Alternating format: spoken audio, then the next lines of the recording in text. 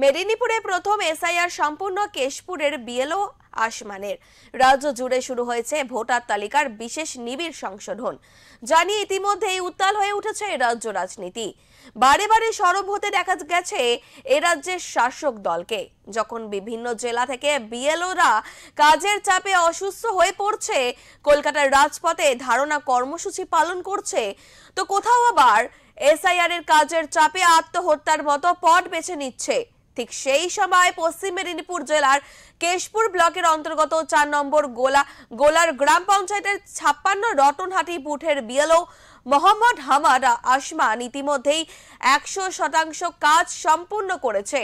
ইতিমধ্যেই তিনি জেলার ইআরওর কাছে রিপোর্ট সাবমিট করে দিয়েছেন। পশ্চিম মেদিনীপুর জেলায় প্রথম কোন বিএলও এনুমিনেশন ফর্ম বিলি ও জমা এবং অনলাইনে এন্ট্রি নিজে হাতে করে 100% কাজ সম্পূর্ণ করলো।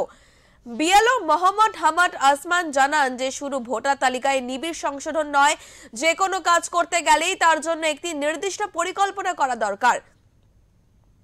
যদিও কেউ সেই পরিকল্পনা করে কাজ করে, তাহলে খুব সহজেই সেই কাজ সম্পূর্ণ করা সম্ভব।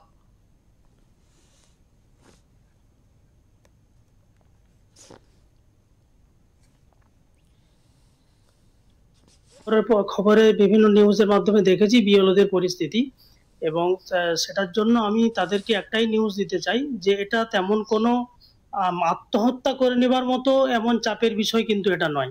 আমি খুব হাসি মুখেই এই কাজটাকে সম্পূর্ণ ইতিমধ্যে সবকিছু করে ফেলেছি।